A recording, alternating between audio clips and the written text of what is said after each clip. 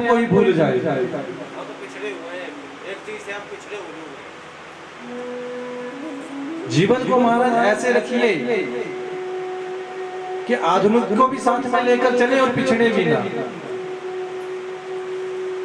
अपने आप को सदैव ऐसा बनाकर रखिए।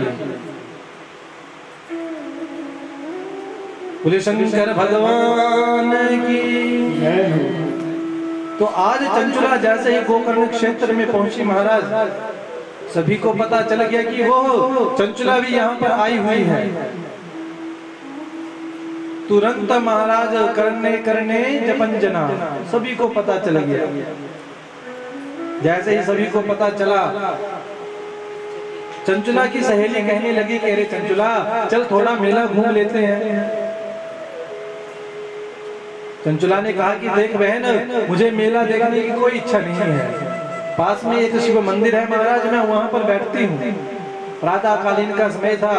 चंचुला ने महाराज मेला नहीं घूमा और सीधा मंदिर में जाकर बैठ गए। जो साथ में गए थे सभी महाराज मेला घूम रहे थे। आज जैसे दोपहर का समय हुआ, कुछ लोग आना प्रारंभ हो गए। कुछ समय के बाद महाराज व्यास जी आए, दिव्य व्यासपीठ पर बैठे, दिव्य शिव कथा सुनाने लगे। चंचुला महाराज पास में बैठी हुई सुन रही थी और व्यास जी आज महाराज स्त्री धर्म के बारे में बता रहे थे, धर्म के बारे में बता रहे थे कि प्राणी को ये जो जीवन मिला है महाराज जी कल्याण करने के लिए मिला है, व्यर्थ की बातों के लिए नहीं मिला है। तेल नून लकड़ी के लिए तेल जीवन नहीं मिला है। जो भगवान ने जीवन दिया है इससे कल्याण करो अपना। जाने अनजाने में व्यक्ति पाप कर देता है। अगर कोई भगवान का भजन करता है महाराज तो इस पाप से वो छूट जाता है, इस धराधाम से मुक्त होकर सीधा भगवान के वैकुंठ में कैलाश पर्वत पर चला जाता है। जब धर्म की व्याख्या करने लगे, चंचुला पास में बैठी हुई थी, सोचने लगी कि ये जो व्यास जी कह रहे हैं मेरे ऊपर ही कह रहे हैं। जो ये वृत्तांत सुना रहे हैं ये मेरे ऊपर ही सुना रहे हैं महाराज। जैसे कथा का विराम हुआ, चंचुला दौड़ती दौड़ती सीधी महाराज व्यास जी के चरणों में गिर गई।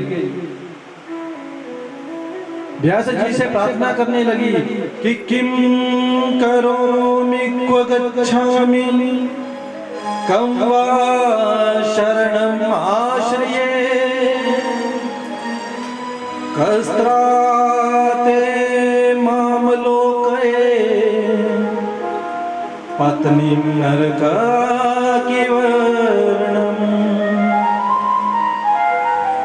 कि को गच्छामि को तिष्ठामि, मैं कहाँ जाऊं? ये जो मुझे जीवन मिला था ये जीवन तो मैंने व्यर्थ कर दिया। इसी परिवार में मैंने अपना जीवन लगा दिया, ये तो मैंने व्यर्थ कर दिया भगवान। और जो आज आपने ये जो कथा सुनाई है मुझे ऐसा लग रहा है आपने मेरे ऊपर ही सुनाई है। मैंने पूर्व में खूब पाप किए हैं महाराज, अधर्म भी किया है, पाप भी किया है। वो जो आपने नरकों के बारे में बताया तो क्या मुझे भी नरक में जाना पड़ेगा? मुझे भी ऐसा ही भोग भोगना पड़ेगा क्या? व्यास जी ने कहा कि अरे चंचुला, अरे देवी, क्या तूने पाप किया है? तू मानती है इस बात को? चंचुला कहती है कि भगवान मैं मानती हूँ कि मैंने पाप किया है। कहा कि बता भविष्य में तू पाप करेगी? चंचुला कान पकड़कर कहती है कि भगवान आज के बाद मैं प्रण लेती हूँ कि आज के बाद मैं कभी भी कोई अधर्म नहीं करूंगी, ना तो कोई पाप करूंगी। बस मैं अपने इस जीवन को सफल बनाना चाहती हूँ। महाराज व्यास जी ने कहा कि अरे चंचुला, इस मंदिर में शिव महापुराण हो रहा है, इस कथा को आप सुनो। जब कथा पूर्ण हो जाएगी उसके बाद मेरे से मिलना। 9 दिन तक महाराज चंचुला वहीं पर रही। ग्रामवासी जो आए थे, जो सहेली चंचुला को लेकर आई थी महाराज, उसने जब चंचुला को पूछा कि बहन क्या तुम चलोगी मेरे साथ? तो चंचुला ने कहा कि देवी अभी मैं 9 दिन यहीं रुकूंगी, उसके बाद मैं पुनः घर आऊंगी। ग्राम वासियों को पता चला कि चंचला वापस नहीं आई महाराज, तो उसके बारे में खूब उल्टी सीधी बातें करने लगे। जो चंचला के महाराज उसने पाप किया भी होगा वो सारा धुल गया। कैसे धुल गया? क्योंकि लोग उसके बारे में बातें करना प्रारंभ कर दिए।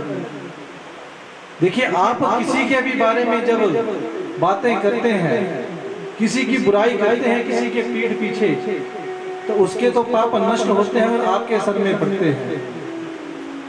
इसलिए कहते हैं किसी के भी गुण अवगुण महाराज पीठ पीछे किसी के नहीं बोलने चाहिए। अगर आप समर्थवान हो, बोलने में आप सक्षम हो, तो उसके मुख के सामने बोलिए। अगर आप उतने ही उसके हितैषी हो तो जब सामने है तब बोल दीजिए कि तुझ में ये अवगुण है। पीठ पीछे किसी के भी महाराज अवगुण नहीं बोलने चाहिए। कारण क्या होगा? उसके तो पाप दूर होंगे, आपके सर में आकर बैठेंगे। अगर करनी है मात्र धर्म की चर्चा कीजिए। ग्रामवासियों को पता चला कि चंचुला महाराज नहीं आ रही है तो खूब बातें करने लगे। ग्रामवासी तो मेला घूमकर चले गए। चंचुला महाराज आज कथा सुनने जैसे ही बैठी, प्रथम दिवस हुआ, सभी अपने अपने घर गए। चंचुला ने तुरंत झाड़ू उठाया महाराज, एक पोछा उठाया और जहां पर महाराज श्रोतागण आए हुए थे वहां पर झाड़ू लगाया और उनके चरणों की धूली को इकट्ठा करने लगी। व्यास जी ने कहा कि अरे चंचुला, ये क्या कर रही हो? चंचुला कहती है कि भगवान, ये जो श्रोतागण थे ये साक्षात श्री भगवान के ही गण थे। मैं खुद तो भक्त नहीं बन सकती हूँ, परंतु ये जो भक्त है महाराज, इनके चरणों की रज ही अगर मुझे मिल जाए तब भी मेरा कल्याण हो सकता है। आज महाराज चंचुला ने उन सभी श्रोताओं के रज को उठाया, महाराज अपने मस्तक पर लगाया। वो प्रतिदिन महाराज कथा सुनने लगी। जैसे ही 9 दिन पूर्ण हुए, व्यास जी ने चंचुला को महाराज एक छोटे से शिवलिंग दिए, कहा कि घर में जाकर इसका पूजन करो और आपका कल्याण अवश्य हो जाएगा। कालांतर में महाराज चंचुला महाराज घर गई। घर जाकर नित्य महाराज शिवलिंग की पूजा करती थी। बिंदुक नाम का जो महाराज ब्राह्मण था, घर को छोड़कर वो वैश्य के पास चला गया था। कुछ समय के बाद उसकी मृत्यु हो गई और मृत्यु के होने के बाद वो कहां चला गया? सीधा कहां गया? कैलाश। हाँ जी, यमलोक चला गया महाराज। वहां पर नरक में जाकर ना जाने कितनी यातनाएं होगी और उसके बाद विंध्य पर्वत पर जाकर एक भूत बन गया। क्योंकि जो हम आप कर्म करते हैं इसका भोग तो भोगना पड़ेगा, और जो कर्म किए हैं उसके अनुसार आपको उस योनि में भी जाना पड़ेगा। तो विंध्य पर्वत पर महाराज जाकर वह भूत बन गया। कुछ समय के बाद महाराज उस शिव भक्त चंचुला ने जब शरीर को छोड़ा तो वो सीधा कहां गई? भगवान के महाराज कैलाश में पार्वती मैया के साथ। जैसे ही चंचुला आज कैलाश पर पहुंची, महाराज भोले बाबा पार्वती मैया को देखा तो प्रसन्न हो गए। कैसा स्वरूप है महाराज भोले बाबा का? कि कर्पूर गौरम गौरीशम सर्वलंकार धारिणम चित्त भस्म अलंकार देहम शीत वस्त्रम महोज्ज्वलम। कर्पूर गौरम गौरीशम, कि कपूर के समान गोरे हैं महाराज। साथ में महाराज पार्वती मैया सुशोभित हो रही है। चंचुला ने जब ऐसे भगवान भोले बाबा पार्वती मैया को देखा तो उनके चरणों में प्रणाम किया। पार्वती मैया ने महाराज चंचुला को अपने पास रख लिया। बोले शंकर भगवान की जय हो। हर हर महादेव, हर हर महादेव, हर हर महादेव। आज महाराज जैसे ही चंचुला कहाँ गई? कैलाश में। चंचला तो गई कैलाश में महाराज, और बिंदु को कहाँ गया?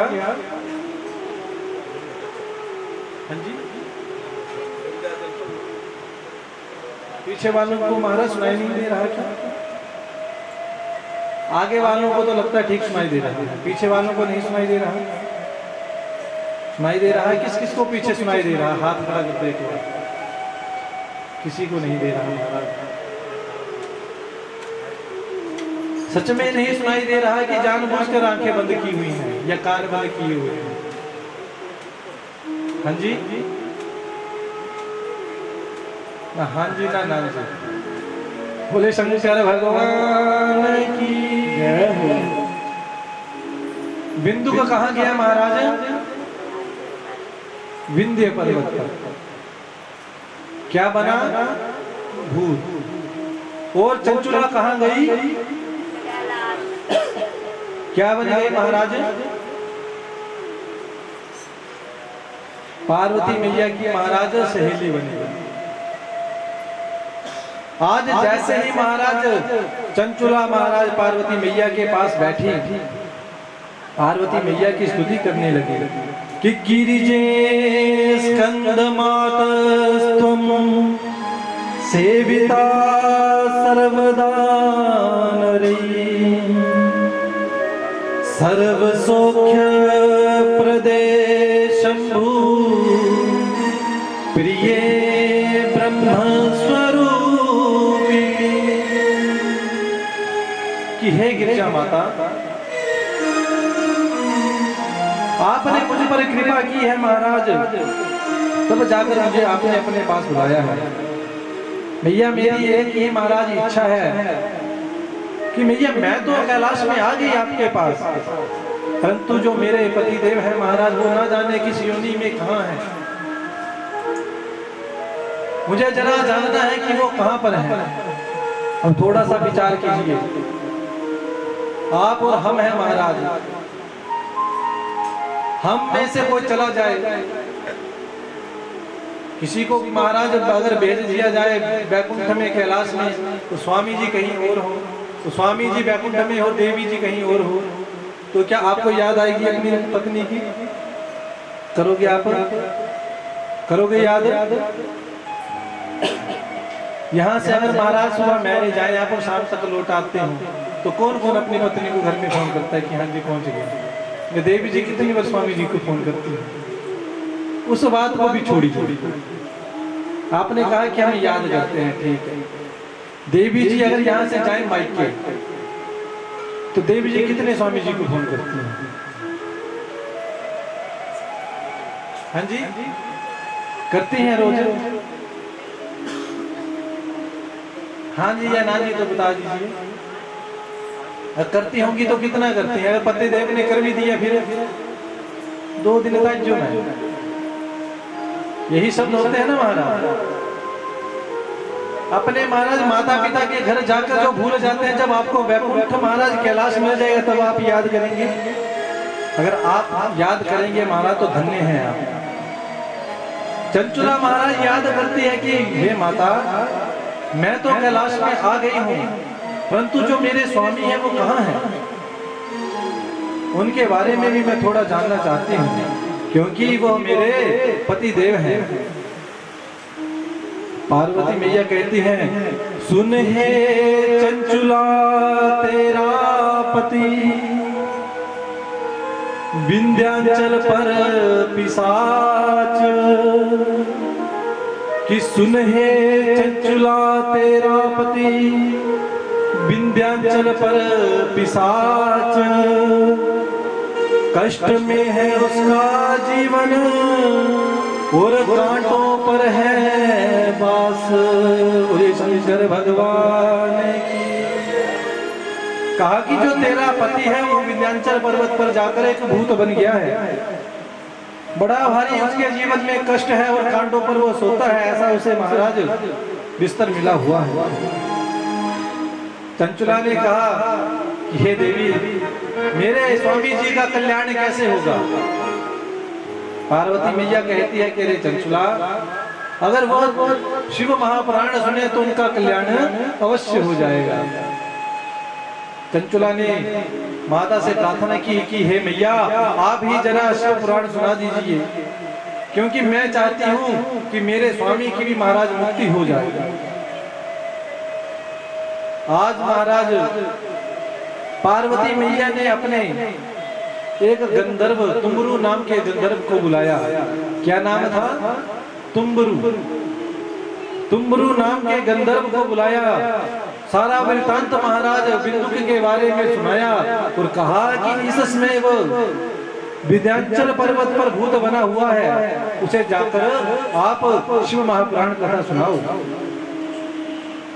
तुम्बरू नाम का गंधर्व महाराज चंचुला को लेकर सीधा विंध्याचल पर्वत पर गया। महाराज उस बिंदुक नाम के भूत को पकड़ा, महाराज बांधा और उन्हें शिव महापुराण कथा सुनाने लगा। जैसे ही शिव महापुराण कथा सुनाने लगा, महाराज सभी देवी देवताओं को पता चला तो सभी दौड़ते दौड़ते आए। भृगु वशिष्ठ चमनश्च गौतमो मेधातिथिर मेदल मेदरातो, ये सभी ऋषियों के नाम हैं। जो आ रहा था महाराज, जैसे जिसके कान में पड़ा कि महाराज तुम्बरू नाम के गंधर्व कथा सुना रहे हैं, सभी दौड़ कर आए। महाराज अगर कोई आनाकानी कर रहा था आने में, तो महाराज गर्गाचार्य जी सभी को पकड़ पकड़ कर जबरदस्ती ला रहे थे कि आओ आओ आओ कथा सुनो। अब गर्गाचार्य जी को क्या पड़ा हुआ है सभी को लेकर आने का, क्योंकि कथा में जो आएगा उसका कल्याण होगा। तो गर्गाचार्य को क्या सर में दर्द लगी है क्या कि पकड़ कर लेकर आ रहे हैं कि आप ही चलो, ज्यादा नहीं 2 घड़ी चलो, तो क्यों लेकर आ रहे थे? कहते हैं महाराज कि अगर आप किसी को अपने साथ कथा में लेकर आ रहे हो, आपका तो कल्याण होगा और जो कथा में आ रहा है उसका भी कल्याण होगा, परंतु जिसे आप लेकर आए हो उसके पुण्य का थोड़ा सा अंश आपको भी मिलेगा। समझाई बात?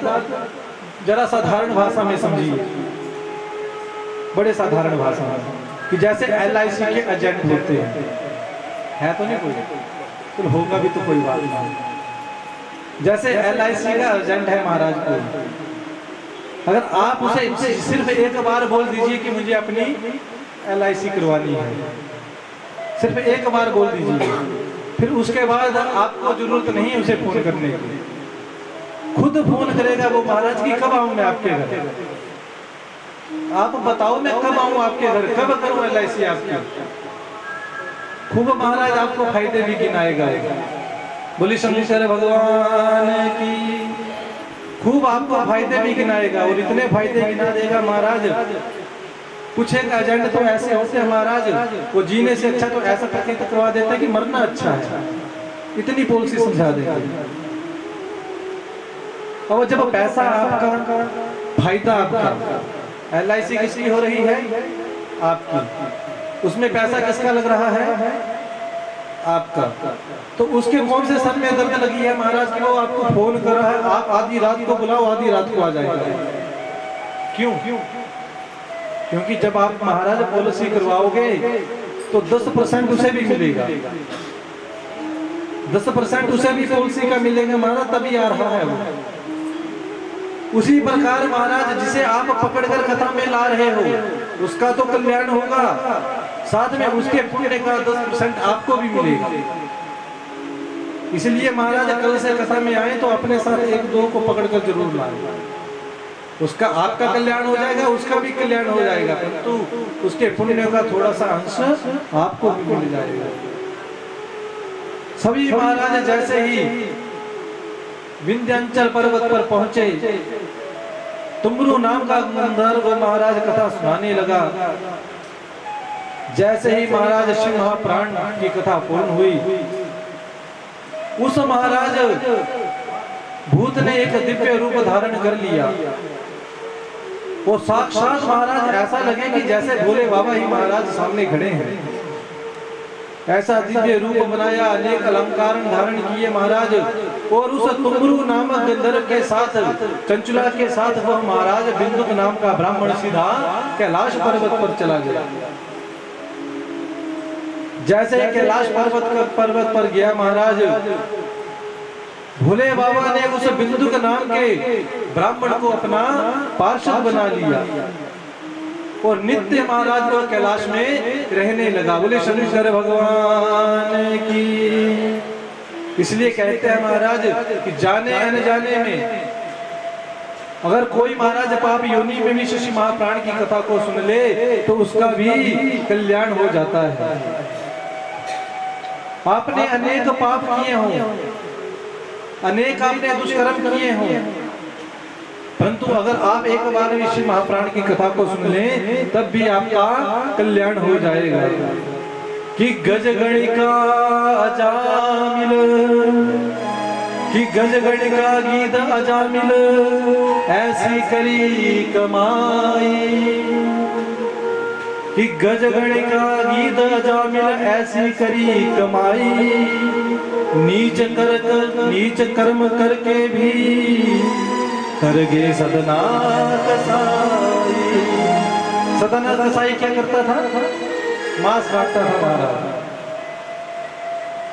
एक पलड़े में महाराज मांस रखता था और दूसरे पलड़े में ठाकुर जी को रखता था, शालिग्राम भगवान को। भगवान महाराज उसकी उसी करुणा पर मोहित हो गए कि गीत अजामिल गज गणिका तरगे सदना कसाई। कहते हैं महाराज कि आप अजामिल की कथा किस किसने सुनी है?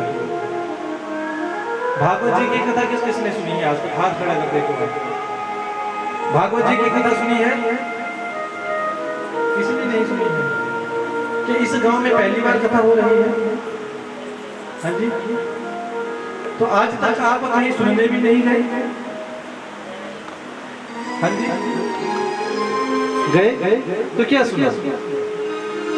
अजामिल जी महाराज भागवत जी की कथा है या सष्टम स्कंद की? चतुर्थ दिवस में महाराज इस कथा को सुनाया जाता है। तो क्या सुना आपने? गज गणिका गीत अजामिल ऐसी करी कमाई, नीच कर्म करके भी तरगे सदना कसाई। कि पत्थर से हरि प्रकटे हैं, कोई प्रकट के देख लो।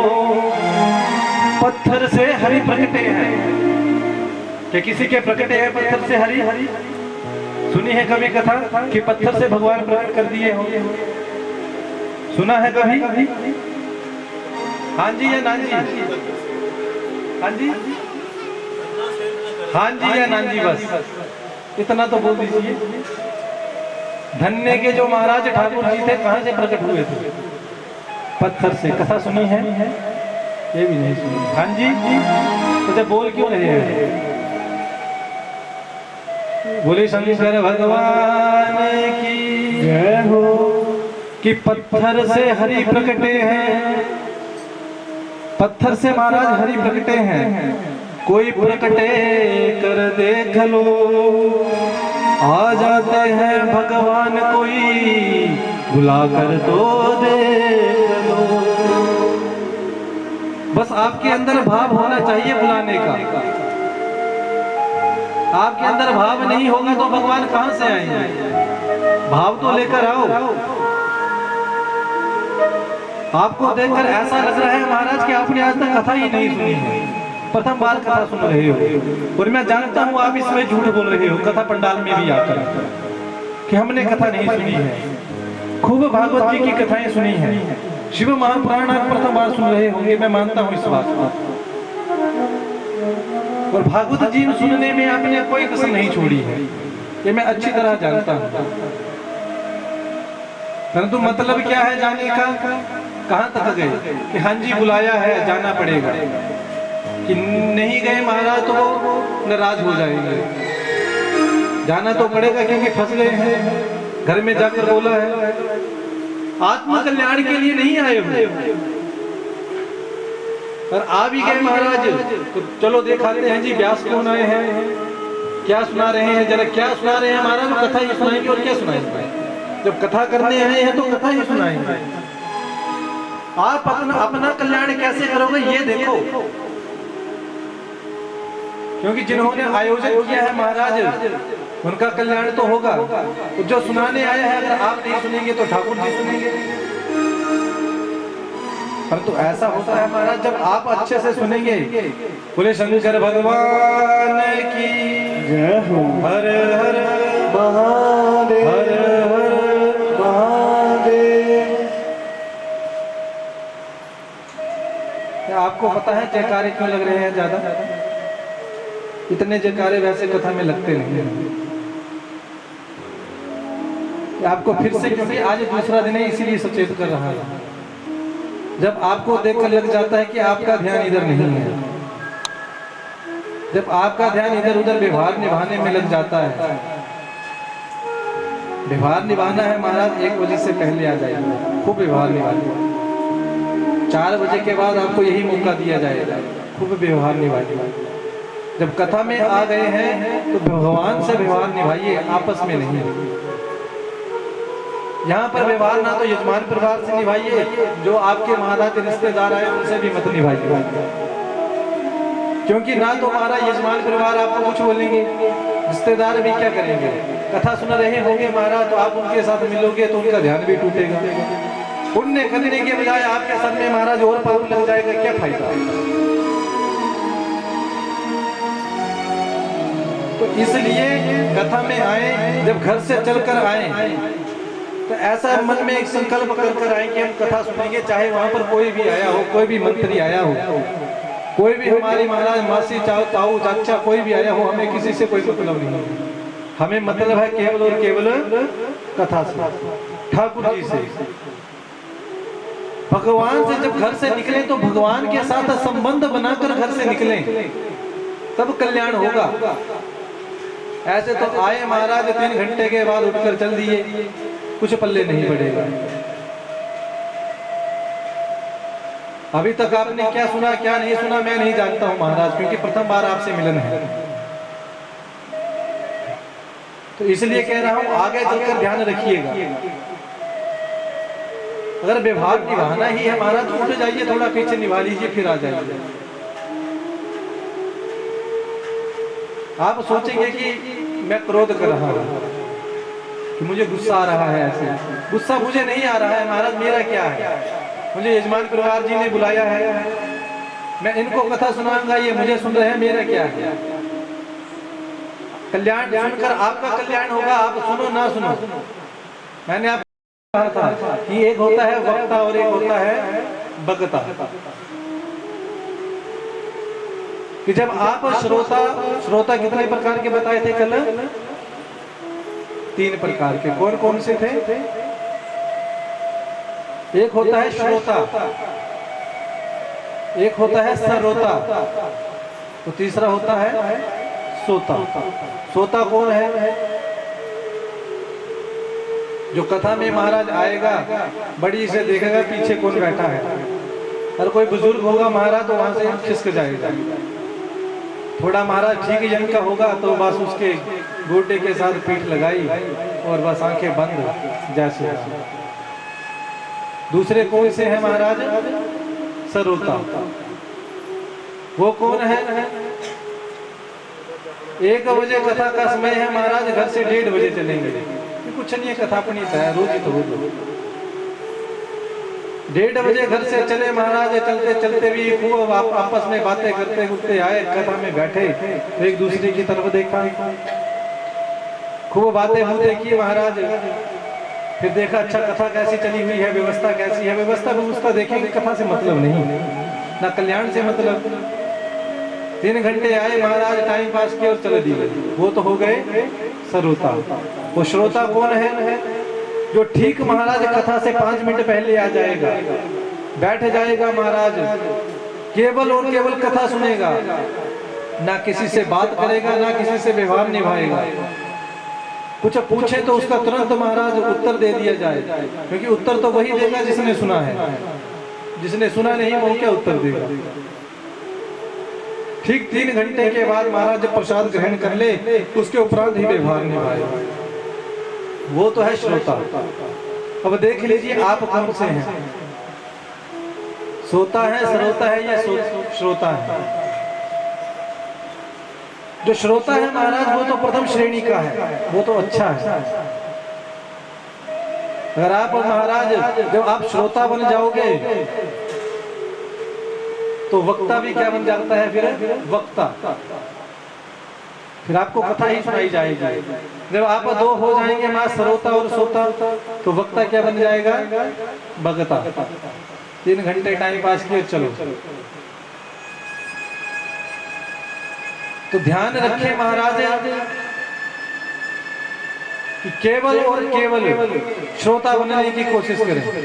अगर आप श्रोता है महाराज तो श्रोता बनिए, तो श्रोता है तो थोड़ा सा श्रोता बन जाइए, तभी जीवन में कल्याण होगा। बोले शंकर भगवान की जय हो।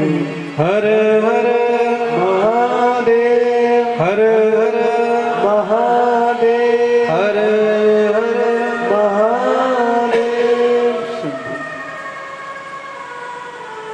आगे चलकर महाराज शुनकादि ऋषि कहते हैं कि भगवान कैसे कैसे पापियों का उद्धार होता है ये तो हमने देख लिया, और पूर्व कल्याण भी देख लिया। सूत जी कहते हैं कि अरे शुनकादि ऋषियों, शिव की कथा से है सोनक, कि शिव की कथा से है सोनक, हो जाता सबका बेड़ा पार, बड़े से बड़े पापियों का शंकर करते उद्धार। कि बड़े से बड़े पापी भी हो महाराज अगर शिव पुराण की कथा को सुन ले तो उसका कल्याण हो जाता है। शौनकादि ऋषियों ने कहा कि भगवान इस कथा के सुनने का नियम क्या है वो हमें बता दीजिए। तो आगे चलकर महाराज कथा के नियम बताए कि इस कथा सुनने के क्या नियम है, कैसे कथा सुननी चाहिए। पहले तो महाराज सूत जी कहते हैं कि अगर आप किसी उद्देश्य से कथा करवा रहे हो, मनोकामना को पूर्ण करने के लिए कथा करवा रहे हो, तो किसी विद्वान ब्राह्मण के पास जाइए, शुभ मुहूर्त निकालिए और इस कथा को महाराज एक शुभ मुहूर्त पर प्रारंभ कीजिए। अगर आप कल्याण के लिए कथा करवा रहे हो, जब कल्याण के लिए भगवान को प्राप्त करने के लिए कथा करवा रहे हो, तो जब आपको सही लगे उसी समय महाराज आप कथा करवा सकते हो। दूसरा बताया महाराज सोनक जी कहते हैं कि कथा तो चलो अच्छी है, सुनने भी बड़ा मजा आ रहा है, परंतु इस कथा में खर्च कितना होगा, क्योंकि करवाना तो सभी चाहते हैं महाराज। कौन व्यक्ति है जो घर में नहीं करवाना चाहता, इच्छा तो सभी की होती है, परंतु डरते काहे से है, खर्चे से, कि खर्चा कितना होगा। तब सूत जी कहते हैं, खर्चा बताते हैं कि विवाहे याद वित्तम तादृशम परिकल्पिये, कि जिस प्रकार जितना खर्च एक बेटी के विवाह में होता है वैसा खर्च महाराज इस पुराण में करना चाहिए। अब बेटी के विवाह में कितना खर्च होता है, क्या कोई बता सकता है? बता सकता है कोई कितना खर्च होता है? नहीं बता सकते। क्यों? क्योंकि हर व्यक्ति अपने सामर्थ्य के अनुसार खर्च करता है। कोई विवाह में 10 लाख लगा देता है, कोई महाराज 5 लाख लगाता है, कोई लाख लगाता है। तो ठाकुर जी की ऐसी कृपा हुई महाराज, कुछ समय पहले 10,000 में भी निपट गए। कोरोना काल में 10,000 में भी निपट गए महाराज। अर्थात जिसकी जितनी सामर्थ्य है उसके अनुसार महाराज वो विवाह में खर्च करता है। तो उसी प्रकार महाराज इस पुराण में व्यवस्था में खर्च करना चाहिए। जितनी आपकी समर्थ है समर्थ के अनुसार खर्च करना चाहिए। अगर आप समर्थवान नहीं हो तो मिलकर महाराज इकट्ठे होकर धन इकट्ठा करके तब महाराज इस उत्सव को मनाना चाहिए। परंतु कहा है कि जब आप अगर मिलकर इस कथा को करवाएं और जो धन इकट्ठा हो कथा करने के उपरांत बच जाए तो उसे किसी धर्म के कार्य में ही लगाना चाहिए। अगर उस पैसे को आप अपने प्रयोग में लाओगे तो आपका सदैव महाराज नरक के आप गामी बन जाओगे। नरक जाने से आपको कोई नहीं रोक सकता। अगर इकट्ठा होकर आप महाराज कथा करवा रहे हो तो जो धन बचे उसे किसी धर्म के कार्य में ही लगाएं। अब बता दिया महाराज कि खर्च कितना करना है लड़की के विवाह के मुताबिक। जैसी आपकी पुत्री है, अब पुत्री आपकी बड़ी सुंदर है महाराज, देखने में सुंदर है, तो खर्च भी आप खूब कर रहे हो, खर्च भी आपने खूब लगाया, आगे चलकर दूल्हा ही ठीक ना हो फिर तो दूल्हा भी तो महाराज पुत्री के योग्य चाहिए कि नहीं। तथा आप करवा रहे हो, खूब खर्च करवा रहे हैं, अब व्यासपीठ पर किसे बिठाना है उसके बारे में बताया कि व्यासपीठ पर किसे बिठाएं और किसे नहीं। हर किसी को व्यासपीठ पर बैठने का अधिकार नहीं है। तो एक व्यास के लक्षण बताए कि व्यास किसे कहते हैं कि विरक्तो वैष्णवो विप्रो वेद शास्त्र विशुद्धित कृत ज्ञान कुशलो धीरा वक्ता कार्याति स्पृहा। वक्ता कैसा होना चाहिए? विरक्तो, पहले तो वो विरक्त होना चाहिए। विरक्त अर्थात कि संसार में ज्यादा उलझा नहीं होना चाहिए। अगर संसार में ज्यादा उलझा होगा, पति पत्नी से महाराज, बच्चों में, पत्नी से प्रेम में ज्यादा उलझा होगा तो आपको कथाएं क्या सुनाएगा? केवल और केवल गृहस्थ के बारे में ही बताएगा। वो वैराग्य की बात कभी कर ही नहीं सकता जो गृहस्थ में फंसा हुआ है। पत्नी बच्चों में जो फंसा हुआ है महाराज, उनमें जो आसक्त है वो कभी आपको विरक्त की बातें बता ही नहीं सकता। विरक्त होना चाहिए, वैष्णव होना चाहिए और विप्र होना चाहिए। यहाँ पर ऐसा नहीं लिखा है कि विरक्त हो वैष्णव ब्राह्मण, ब्राह्मण नहीं लिखा है, विप्रो लिखा है। तो विप्र किसे कहते हैं? कि ब्राह्मण को विप्र कहते हैं। अगर ब्राह्मण को ही विप्र कहते हैं तो महाराज फिर विप्र शब्द उत्पत्ति करने की क्या आवश्यकता है? बोलिए शंकर भगवान की। विप्र किसे कहते हैं? कि जिसका जन्म महाराज ब्राह्मण कुल में हुआ है वो ब्राह्मण ही है, क्योंकि शेर का बच्चा शेर ही है, चाहे उसे सर्कस में डाल दो महाराज, चाहे जंगल में छोड़ दो। अगर ब्राह्मण कुल में जन्म हुआ है महाराज तो नाम का तो वो ब्राह्मण ही है। जब उसका यज्ञोपवीत संस्कार हो जाता है तो वो द्विज बन जाता है। क्या बन जाता है? द्विज। जब उसका यज्ञोपवीत संस्कार हो जाता है उसके बाद वह गुरुकुल में गुरु के पास शिक्षा ग्रहण करने जाता है, वेदों को, शास्त्रों को पढ़ता है। किसी ने 4 वेद ना पढ़े हो, किसी एक वेद को पढ़ा हो, किसी वेद के किसी शाखा को पढ़ा हो, उसका अध्ययन तो किया हो। जब महाराज किसी एक वेद को पढ़ लेता है, किसी एक वेद की शाखा को पढ़ लेता है, तब जाकर वो विप्र बनता है। विरक्तो वैष्णवो विप्रो वेद शास्त्र विशुद्धित कृता, कि वेद शास्त्रों को किसी गुरु के पास जाकर उसने पढ़ा हो। जिस कथा को करने वो आया हो कभी गुरु के पास गया भी हो क्या? दृष्टांत कुशलो धीरा, जो आपको बड़ी सरल से समझा सके। वक्ता कार्य इति स्पृहा, कि वक्ता के ऐसे लक्षण होने चाहिए। परंतु आजकल महाराज वर्तमान में 2 काम सबसे ज्यादा आसान है। 2 काम आप बड़ी जल्दी कर सकते हो। एक नेता बनना, आप नेता बड़ी जल्दी बन सकते हो, तो दूसरा वक्ता बनना। वक्ता बनने के लिए क्या चाहिए? ये तो शास्त्र में वक्ता के लक्षण बताए हैं, वैसे वक्ता बनने के लिए क्या चाहिए? बढ़िया से भजन आने चाहिए। ऐसा ही है, बस बढ़िया से अगर व्यास जी को भजन आते हैं, 3 घंटे में 4-5 भजन सुना दिए तो माताएं बड़ी खुश, महाराज खूब झूम झूम कर ताली बजा रही है। कथा से कोई मतलब नहीं, क्या कथा सुनाई क्या नहीं, कोई मतलब नहीं। व्यास कौन आए हैं, लोग कहां से महाराज देखते हैं कि व्यास योग्य है कि नहीं? वर्तमान में कहां से ही देखते हैं? केवल भजनों से। कि कथा सुनाने वाला आया है, उसने कितने भजन सुनाए, अगर उसने 4 भजन सुना दिए कथा में तो आपने वो कथा व्यास पास कर दिया कि देखो जी हम घर में कथा करवाएंगे तो इन्हीं को बुलाएंगे, कारण भजन बड़े अच्छे सुनाते हैं। कथा से कोई मतलब नहीं। ऐसी स्थिति बन गई है महाराज की वर्तमान में, अब आप वर्तमान समय में देखो तो कथा सुनाने वाले कम और भजन सुनाने वाले ज्यादा व्यस्त हो गए।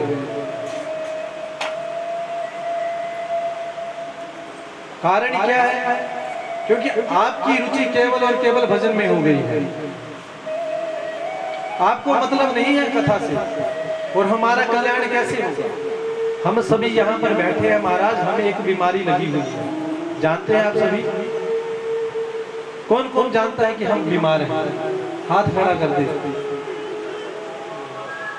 हाथ खड़ा कर दे जरा एक बार। अच्छा, कौन कौन बीमार नहीं है वो हाथ खड़ा कर दे। बोले शंकर भगवान की। अच्छा, जो मैं यहाँ से बोल रहा हूँ आपके पल्ले पड़ रहा है? हाँ जी या ना जी? बस हाँ जी पड़ रहा है। परंतु आपकी स्थिति देखकर तो लग रहा है आपके पल्ले कुछ नहीं पड़ रहा है। कुछ पूछ रहा हूं हमारा तो एक दूसरे की शक्ल देख रहे हैं। तो जो मैं सुना रहा हूं पता लग रहा है कुछ? सच्ची सच्ची बता दीजिए हमारे, नहीं तो कोई और सरल साधन देखता हूं मैं समझाने का। आपको पल्ले पड़ रहा है? हाँ जी या ना जी? सिर्फ किस किस को पल्ले पड़ रहा है? हाथ खड़ा करते उस 2-3 माताओं का। तो किसके किसके पल्ले नहीं पड़ रहा वो हाथ खड़ा करते? सिर्फ एक माता जी।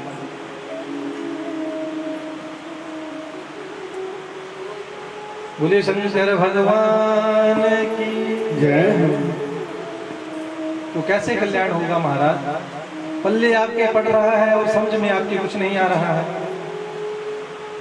तो हम सभी को एक बीमारी लगी हुई है, हम सभी बीमार हैं। कौन कौन महाराज बीमार है? हाथ खड़ा करें।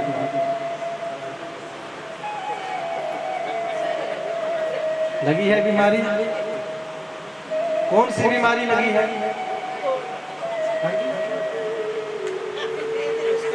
कौन सी बीमारी लगी है? ये देखिए, जो खून की बीमारी है कोई बीमारी नहीं है, जो हमने खुद लगाई बीमारी है, ये कोई बीमारी नहीं है। हम सभी महाराज रोगी हैं। हमें कौन सा रोग लगा हुआ है? हम सभी रोगी हैं। हाथ खड़ा करते कौन कौन रोगी है?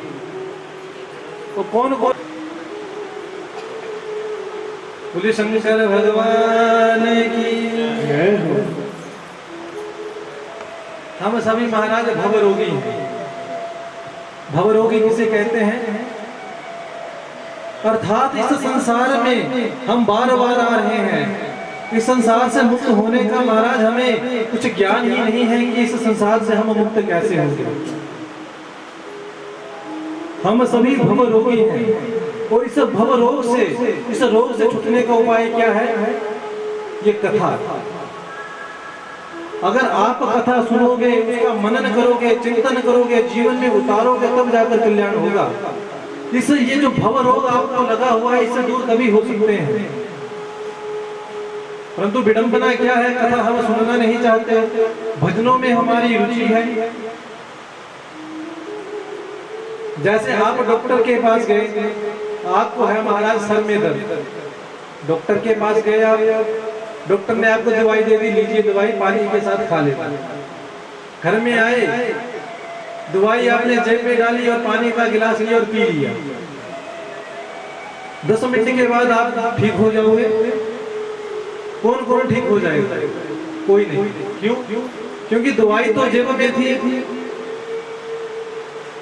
और आपने पानी पी लिया। उसी प्रकार ये जो महाराज कथा है, ये वो दवाई है। ये जो भजन है महाराज, ये साथ में पानी का काम करते हैं। परंतु हम क्या करते हैं? पानी पानी पीते हैं महाराज, और दवाई हम खाना जरूरी नहीं समझते हैं।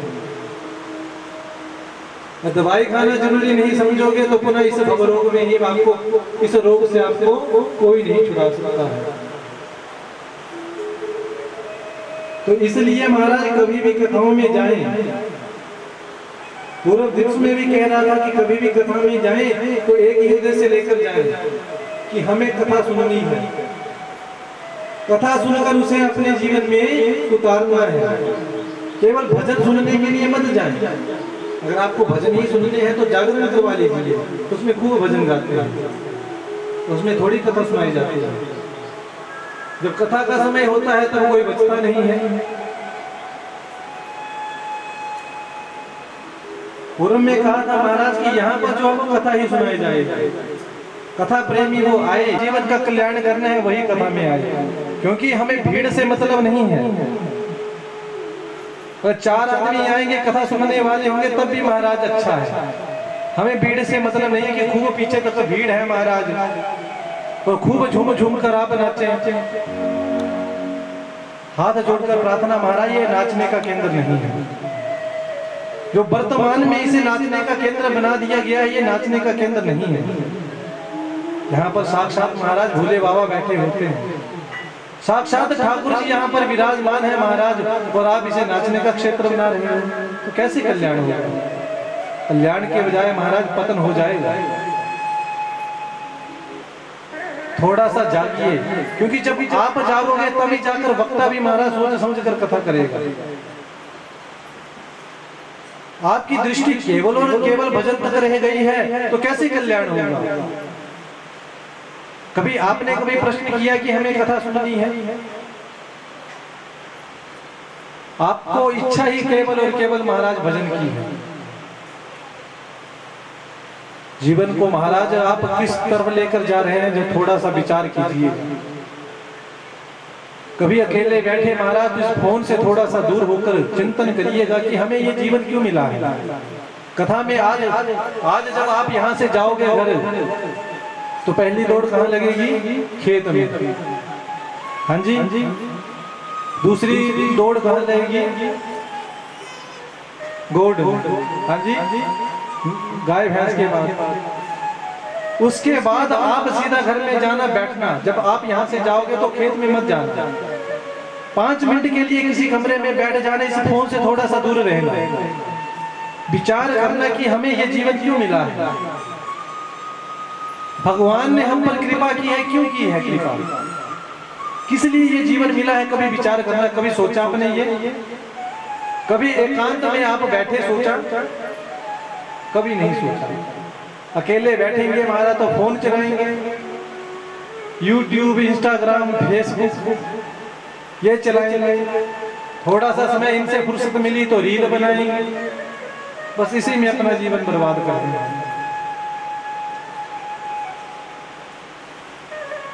थोड़ा सा जागिए महाराज, तभी कल्याण होगा। बोली शंकर भगवान की जय हो। हर हर महादेव, हर हर महादेव, हर हर महादेव। वक्ता के बारे में बताया महाराज। शौनकादि ऋषि कहते हैं कि भगवान इस कथा सुनने का नियम क्या है? भूखे भोजन करना चाहिए या भोजन खाकर कथा सुननी चाहिए? कैसे सुननी चाहिए?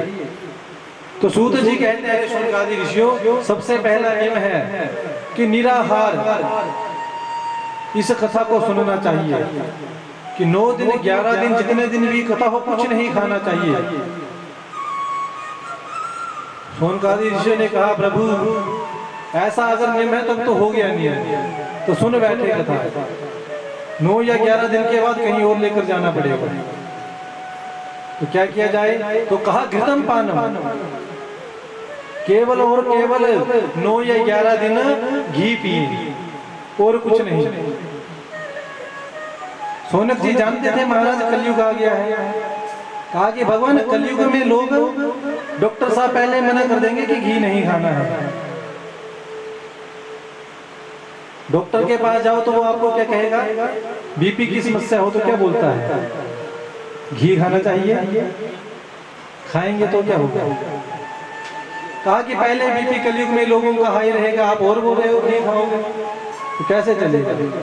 तो कहा घृतम पानम पेहा पानम, दूध पीकर, केवल और केवल उतने दिन आप दूध पिए। महाराज सोनक जी जानते थे कलयुग के प्राणियों को, कहा कि भगवान कलयुग में कोई गाय भैंस पालेगा नहीं, सब थैलियों का दूध पिएंगे। थैलियों के दूध में वैसे ही महाराज खूब केमिकल मिलाया होता है, तो वैसे ही कल्याण हो जाएगा। थैली का दूध पी पी कर महाराज खुद भी थैली बने हुए हैं। थैली के दूध से कहां कल्याण होगा? कहा कि भगवान गाय कोई नहीं पालेगा कलयुग में, गाय भैंस है। सबको आराम की जिंदगी चाहिए। बस घर में फोन किया, हेलो दूध ले लियो, समझा थैली है बस।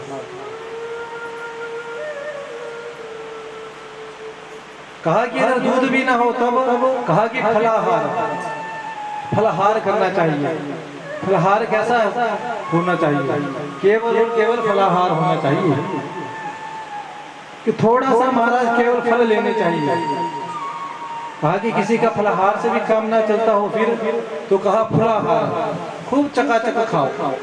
कोई नियम नहीं है महाराज, एक समय, दो समय, तीन समय, चार समय, जैसा आपको ठीक लगे वैसा खाओ।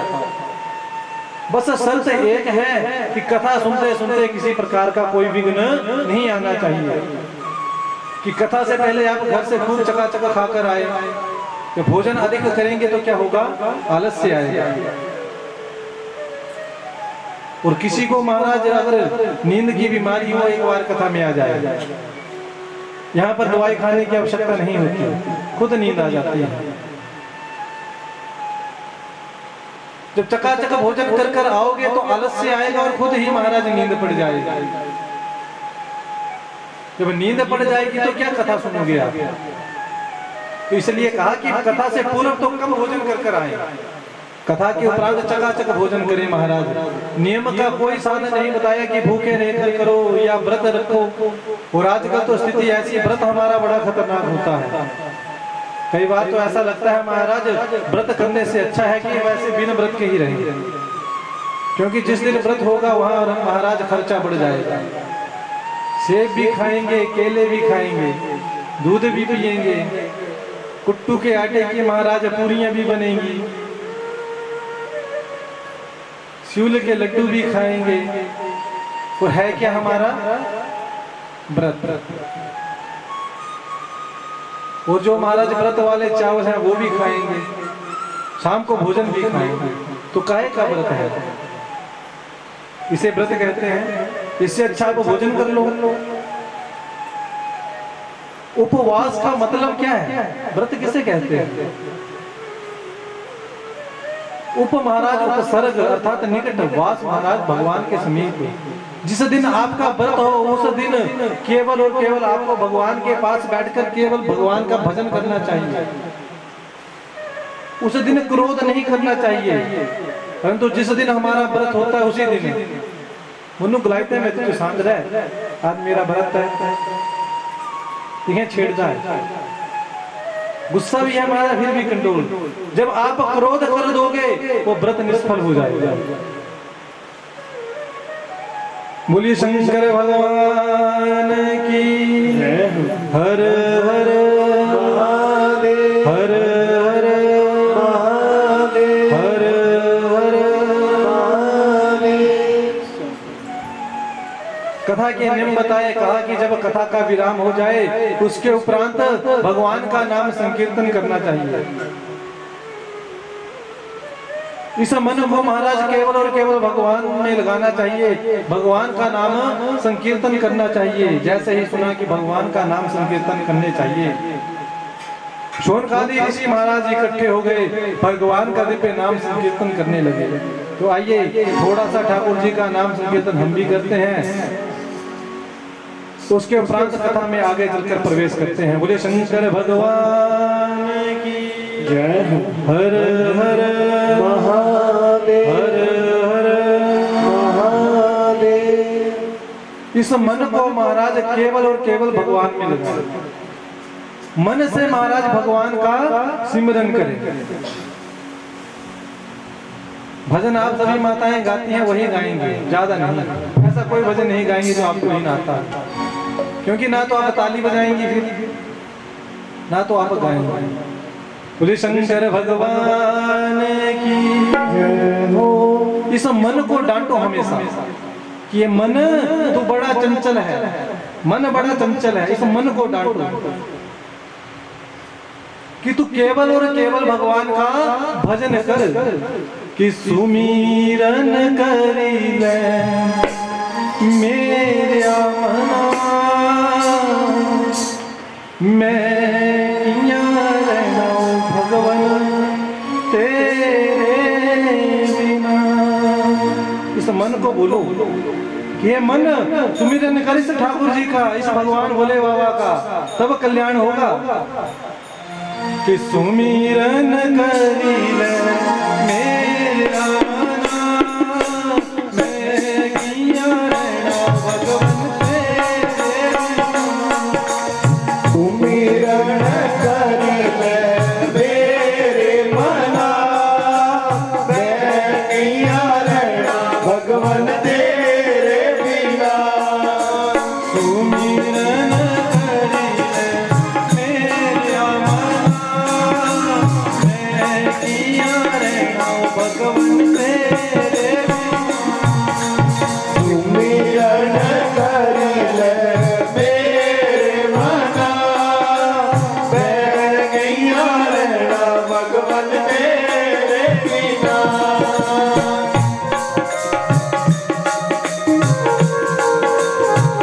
मीठी मीठी ताली बजाते हुए कभी नींद जाएगा। हरि बोल।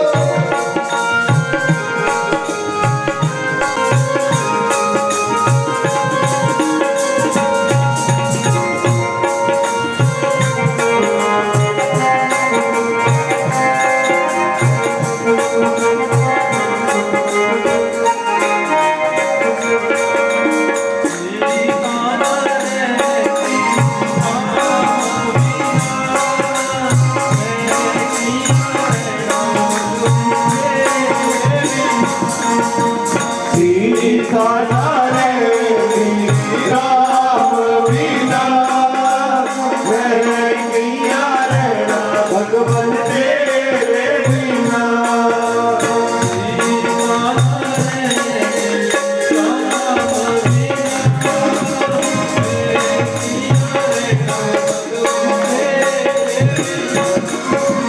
सीता रे राम बिना मैं किया रहना भगवान तेरे बिना।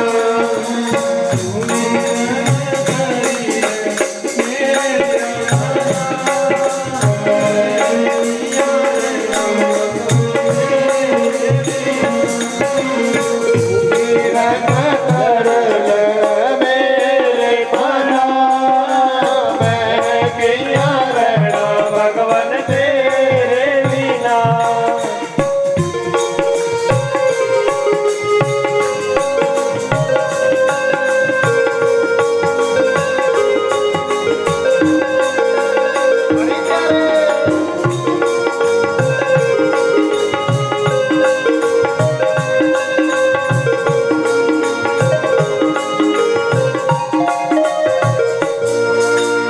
गौरा नारे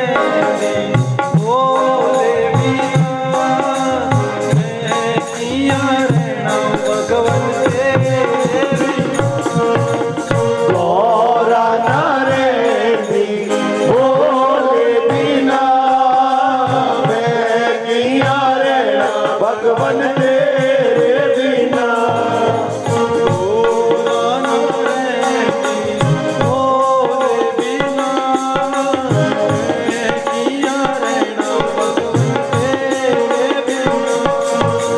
गौरा नारे बोले बिना मैं किया रहना भगवान तेरे बिना। सुमिरन करी